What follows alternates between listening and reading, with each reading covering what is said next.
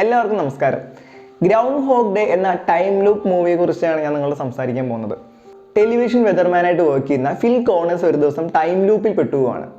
അയാൾ ഈ കാര്യം ആദ്യം തുറന്നു പറയുന്നത് അയാളുടെ കൊളീഗായ റീത്തയോടാണ്. പക്ഷെ റീത്തയ്ക്ക് ഒരിക്കലും ഫില്ലിനെ വിശ്വസിക്കാൻ കഴിയുന്നില്ല. റീത്ത ഫില്ലിനോട് നല്ലൊരു ന്യൂറോളജിസ്റ്റിനെ പോയി കാണാൻ ആവശ്യപ്പെടുകയാണ്. ന്യൂറോളജിസ്റ്റ് ആണെങ്കിലോ ഫില്ലിനെ ഒരു സൈക്കാട്രിസ്റ്റിൻ്റെ അരികിലേക്ക് അയക്കുകയാണ്. പക്ഷെ സത്യം പറഞ്ഞാൽ ഫില്ലിനെ ആർക്കും സഹായിക്കാൻ കഴിയുന്നില്ല. ഫിൽ കോണേഴ്സ് ആക്ച്വലി വളരെ അഹങ്കാരിയായ ഒരാളെയും വില വയ്ക്കാത്ത ആളായിരുന്നു. ടൈം ലൂപ്പിൽ പെട്ടുപോകുന്ന ഫിൽ ഒരേ ദിവസം തന്നെ റിപ്പീറ്റഡായി വന്ന് ഭയങ്കരമായിട്ട് ഫ്രസ്ട്രേറ്റഡ് ആവുകയാണ്. ഓരോ ദിവസം രാവിലെ ഉറക്കം ഉണരുമ്പോൾ താൻ ടൈം ലൂപ്പിൽ നിന്ന് പുറത്തു വന്നു എന്നൊരു വിശ്വാസം അയാൾക്കുണ്ടായിരുന്നു. പക്ഷെ ടൈം ലൂപ്പിൽ നിന്ന് പുറത്തു വരാൻ ഫില്ലിന് കഴിയുന്നില്ല. അങ്ങനെ ഇവഞ്ച്വലി അയാളുടെ ഉള്ളിൽ പ്രതീക്ഷ അസ്തമിച്ചു പോവുകയാണ്. ഫൈനലി അഹങ്കാരിയായി ഫിൽ തൻ്റെ ഈ ശാപം ഒരു അനുഗ്രഹമാക്കി മാറ്റിയെടുക്കാൻ തീരുമാനിക്കുകയാണ്. അതായത് റിപ്പീറ്റഡായി വരുന്ന ഈ ദിവസങ്ങളിൽ തൻ്റെ സ്കില്ലുകൾ എൻഹാൻസ് ചെയ്യാനും ജനങ്ങളെ സഹായിക്കുവാനും ഫിൽ കോണേഴ്സ് തീരുമാനിക്കുകയാണ്. ഇതാണ് ഈ സിനിമയുടെ ഇതിവൃത്തം.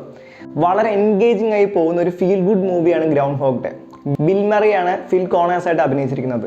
സത്യം പറഞ്ഞാൽ ബിൽ വളരെ എഫേർട്ട്ലെസ് ആയാണ് ഫിൽ കോണേഴ്സ് എന്ന ക്യാരക്ടറിനെ അവതരിപ്പിച്ചിരിക്കുന്നത്. ഒരുപാട് നർമ്മ മുഹൂർത്തങ്ങളോടെ കടന്നു പോകുന്ന ക്ലാസിക് മൂവിയാണ് ഗ്രൗണ്ട് ഹോഗ് ഡേ.